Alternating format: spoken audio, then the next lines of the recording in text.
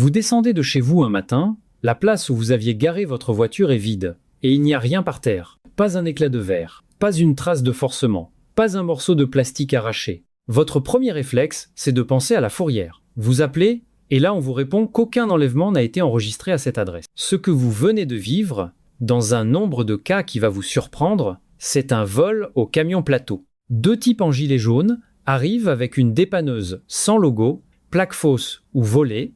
Ils treuillent votre voiture en 3 minutes et personne dans la rue ne lève un sourcil. Parce que, visuellement, c'est une opération parfaitement banale. Tout le monde a déjà vu enlever une voiture mal garée. Personne ne va interpeller un dépanneur en pleine journée. Et le pire, c'est que cette méthode ne demande ni clé, ni électronique, ni compétences. Une voiture avec direction verrouillée et boîte enclenchée se charge quand même sur un plateau. Les cibles préférées, ce sont les véhicules qui restent immobiles plusieurs jours d'affilée, les parkings de centres commerciaux, les rues secondaires et le devant des petites concessions. La seule chose qui décourage vraiment ce genre d'équipe, c'est ce qui coûte du temps et attire les regards. Un sabot ou un antivol de roue bien visible, un antivol de volant costaud et un traceur GPS caché dans la voiture pour la localiser après coup. Et si vous voyez tourner une dépanneuse sans marquage dans votre quartier, notez la plaque. Restons dans les vols silencieux, avec celui qui représente aujourd'hui la plus grosse part des voitures volées en France. L'attaque par relais sur les systèmes main libre.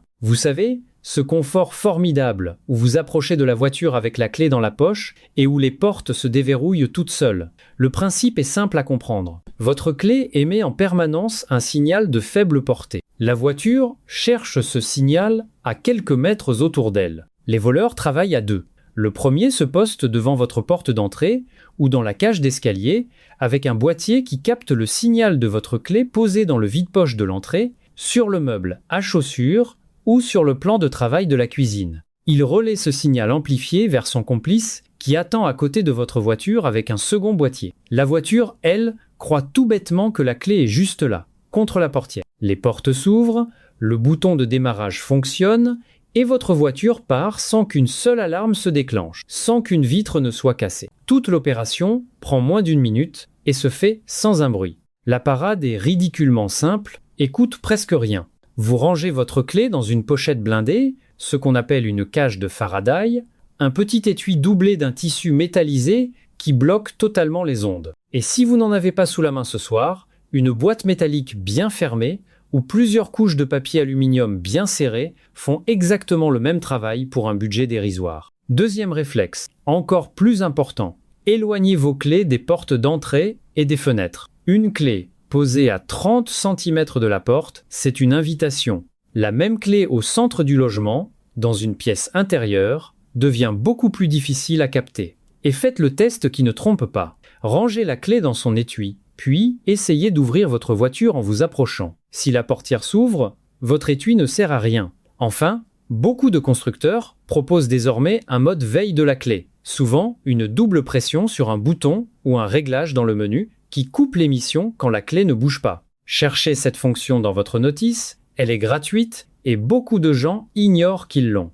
Il existe une variante encore plus directe et celle-là fait beaucoup moins de bruit dans les médias. Le vol par la prise diagnostique. Le principe change complètement. Ici, le voleur entre dans l'habitacle, souvent par la portière passager ou par le pare-brise, parfois simplement en forçant une serrure sur un modèle vieillissant et il branche un appareil de programmation sur la prise OBD située sous le volant. En quelques minutes, il fait apprendre une clé vierge au calculateur anti-démarrage. À partir de ce moment-là, il a une clé parfaitement valide pour votre voiture, reconnue par le système comme la vôtre, ce qui veut dire aussi qu'il peut repartir tranquillement et revenir la nuit suivante ou la semaine suivante. Contre ça, il existe des caches verrouillables qui protègent physiquement l'accès à la prise diagnostique, des systèmes qui coupent l'alimentation du connecteur et surtout de bonnes alarmes périmétriques avec détection d'intrusion et coupure moteur. Sur les modèles connus pour être vulnérables, les forums français regorgent de retours d'expérience très précis, ça vaut le coup d'aller lire ce que disent les propriétaires de votre modèle exact. Si tout ça vous parle, abonnez-vous à la chaîne, ça prend 2 secondes. Parce qu'on va maintenant parler de la protection qui met vraiment les voleurs en échec, celle que les assureurs et les préparateurs recommandent en priorité. Cette protection, c'est le coupe-circuit codé, souvent appelé immobiliseur fantôme. Le concept est brillant, parce qu'il ne repose sur rien de visible. Aucun boîtier apparent, aucune sirène, aucune diode qui clignote pour prévenir qu'il y a quelque chose à contourner. Le système dialogue directement avec le réseau électronique de la voiture et bloque le démarrage tant que vous n'avez pas saisi une séquence secrète en appuyant sur des boutons que vous utilisez déjà tous les jours. Les commandes au volant, les boutons de vitre, ceux de la climatisation, le régulateur, vous seul connaissez l'ordre et le nombre d'appuis. Le résultat, c'est qu'un voleur peut avoir votre vraie clé dans la main.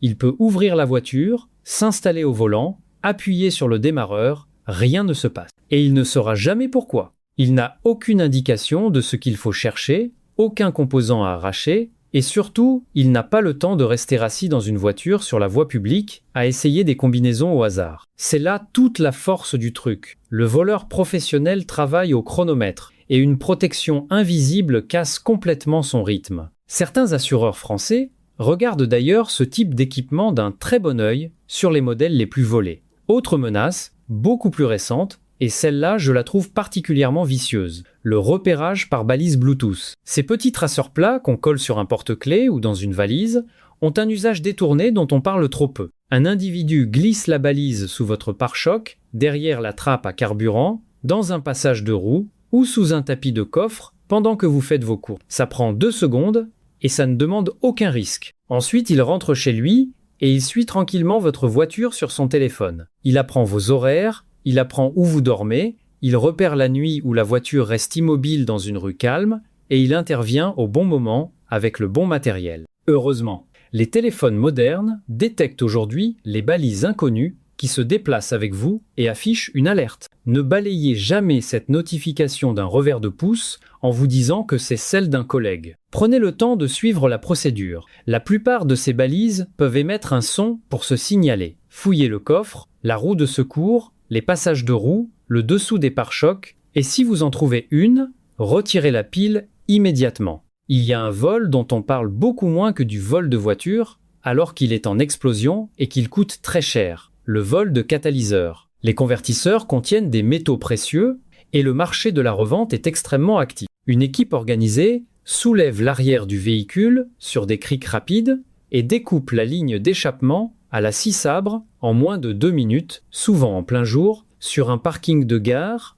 ou de zone commerciale. Les cibles favorites, ce sont les modèles haut sur pattes qui offrent une bonne garde au sol et surtout les hybrides dont les catalyseurs sont moins sollicités thermiquement et donc plus riche en métal exploitable. Vous le découvrez au démarrage suivant, quand votre voiture rugit comme une voiture de course et que le voyant moteur s'allume. Pour vous protéger, garez-vous en marche arrière contre un mur quand c'est possible, préférez les emplacements éclairés et sous caméra, faites poser une plaque ou une cage de protection sur les modèles réputés ciblés et faites graver l'immatriculation sur le catalyseur, ce qui le rend beaucoup plus difficile à écouler. Changeons de décor et passons à un piège qui se joue en pleine circulation. Vous roulez tranquillement en ville. Une voiture vous tamponne légèrement à l'arrière. Rien de méchant. Un choc de parking à vitesse réduite. Votre réflexe absolument naturel, c'est de mettre les warnings, de descendre et d'aller constater les dégâts avec l'autre conducteur pour remplir le constat. Et pendant que vous êtes accroupi derrière votre voiture à regarder le pare-choc,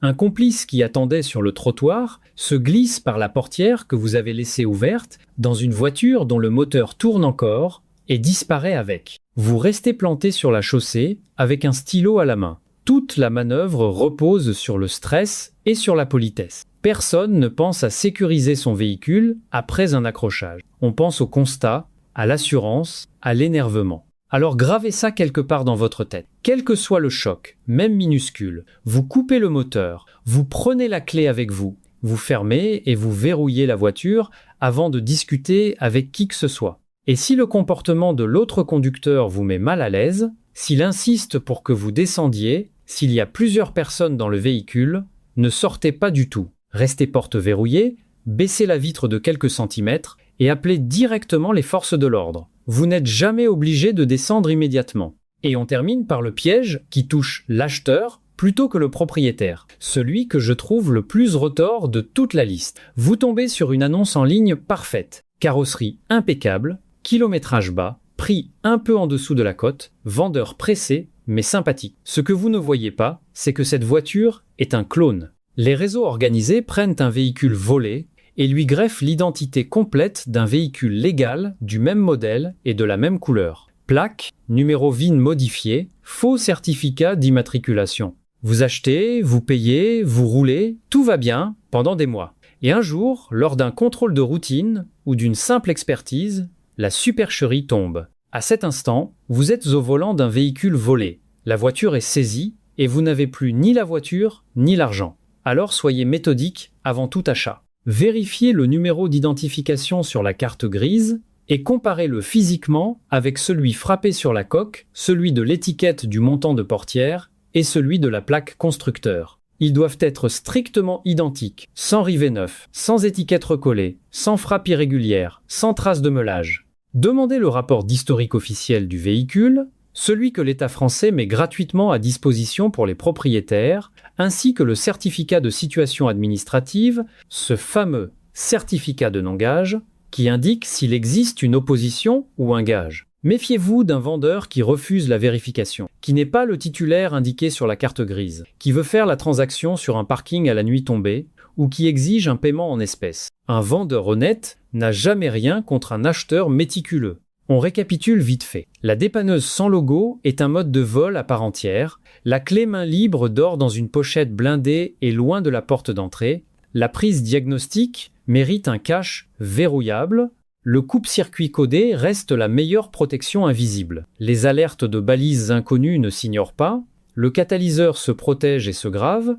On coupe le moteur au moindre accrochage et on vérifie le VIN et l'historique avant d'acheter quoi que ce soit. Maintenant, je veux vous lire. Dites-moi en commentaire si vous avez déjà été victime d'une de ces méthodes, quel antivol vous utilisez au quotidien, ou quel voyant ou code défaut vous embête en ce moment sur votre voiture. On en parle ensemble juste en dessous. Et si ce n'est pas encore fait, abonnez-vous. La prochaine vidéo va faire réagir pas mal de monde. À très vite.